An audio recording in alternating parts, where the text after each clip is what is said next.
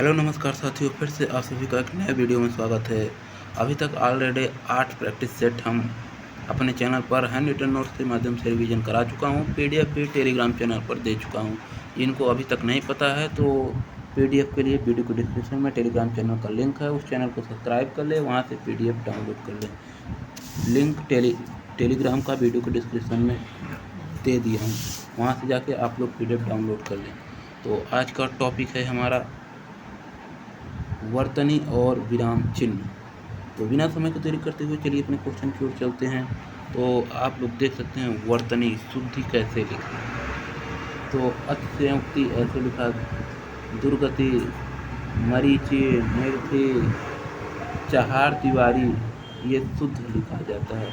आभ्यंतरिक ये लिखा जाता है। वाल्मीकि ऐसे लिखा जाता है। परात, त्याज्य, संग्रहित, प्रसून होता है, गर्धव होता है, सुसुप्ति होता है, पंकज होता है, परंपरा होता है, कन्या होता है, लक्ष्य, बंद बंद ये ऐसे शुद्ध दोनों तरीके से शुद्ध है। घंटा ये दोनों तरीके से शुद्ध है। शंकर ये भी दोनों तरीके से शुद्ध है। पैतृक ये भी शुद्ध है। प्रमाणिक शुद्ध है। तात्कालिक शुद्ध है। पूज्यनी इस प्रकार लिखा जाएगा। हस्तक्षेप इस प्रकार लिखा जाएगा। गृहिणी ऐसे लिखा जाता है। याज्ञवल्क्य ऐसे लिखा जाता है। वहीं बात करें संदृश्य इस प्रकार लिखा जाता है। बात कर लेते हैं रचयिता ऐसे लिखा। अनधिकार इस प्रकार लिखा। अस्पृता इस प्रकार। सूची ऐसे लिखा जाता है। कौतूहल इस प्रकार लिखा जाता है। लालाहित इस प्रकार लिखा जाता है। प्रतिज्ञा इस प्रकार लिखा जाता है। उत्कर्ष ऐसे लिखा जाता है। महात्मा ऐसे लिखा जाता है। सहस्त्र ऐसे लिखा जाता है। सच्चिदानंद इस प्रकार लिखा जाता है। अंतर्ध्यान इस प्रकार लिखा जाता है। राजमहल ऐसे लिखा जाता है। कोमलांगी ऐसे शुद्ध लिखा जाता है। निरोग ऐसे लिखा जाता है। और छोहिड़ी इस प्रकार लिखा जाता है। अंक ऐसे लिखा जाता है। आँख ऐसे लिखा जाता है। चाँद ऐसे लिखा जाता है। अंगना ऐसे लिखा जाता है। चाँद। संगम ऐसे लिखाता है। आकर्षंगिक ऐसे लिखा जाता है। विहंगम ऐसे लिखा जाता है। अधिशासी ऐसे लिखा जाता है। कनिष्क ऐसे लिखता है। मिष्ठान ऐसे लिखता है। मिष्ठान नहीं होता, मिष्टान होता है। बात कर लेते हैं अधिकार इस प्रकार लिखाता है। अनुसरण इस प्रकार लिखा जाता है। अध्ययन ऐसे लिखा जाता है। आगामी इस प्रकार लिखा जाता है। अभिराम इस प्रकार लिखा जाता है। ऊपर लिखित इस प्रकार लिखा जाता है। आविष्कार इस प्रकार लिखा जाता है। आशीर्वाद इस प्रकार लिखा जाता है।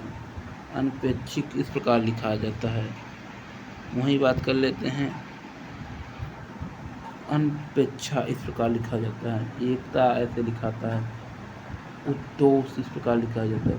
उषृण इस प्रकार लिखा जाता है। उत्तरदायी इस प्रकार लिखाता है। आसधि ऐसे लिखा जाता है। प्रदर्शनी इस प्रकार लिखा जाता है। सम्मिलित ऐसे लिखाता है। अनुग्रहित इस प्रकार लिखाता है। आरोग्य इस प्रकार लिखा जाता है। ईसाई इस प्रकार लिखा जाता है। औतुब्य इस प्रकार लिखा जाता है। अंतस्वेतना इस प्रकार लिखा जाता है। गत्यर्थ इस प्रकार लिखा जाता है। छिंद्रान्वेषी इस प्रकार लिखा जाता है। निर्नुनासिक इस प्रकार लिखा जाता है। देदीप्यमान इस प्रकार लिखता है। ध्वन्यालोक इस प्रकार लिखा जाता है। दातव्य इस प्रकार लिखाता है। दुर्निवार इस प्रकार लिखा जाता है। ज्योत्सना ऐसे लिखाया जाता है। वर्षवसान इस प्रकार लिखाया जाता है। प्रज्वलित इस प्रकार लिखा जाता है। पौराणिक ऐसे लिखाया जाता है। दुर्भिसंधि इस प्रकार लिखाया जाता है। जिजीविषा ऐसे लिखा जाता है। छत्रत्वच्छाया इस प्रकार लिखा जाता है। उद्मुदनी इस प्रकार लिखाया जाता है। वहीं बात कर लेते हैं निरपाधनी ऐसे लिखा जाता है। निरपराध इस प्रकार लिखा जाता है।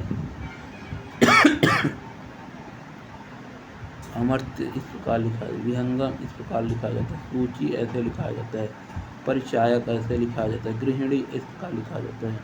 कौशल्या ऐसे लिखा जाता है। ये दोस्तों आप लोगों को सभी वर्ड याद रखना है कैसे लिखा जाता है।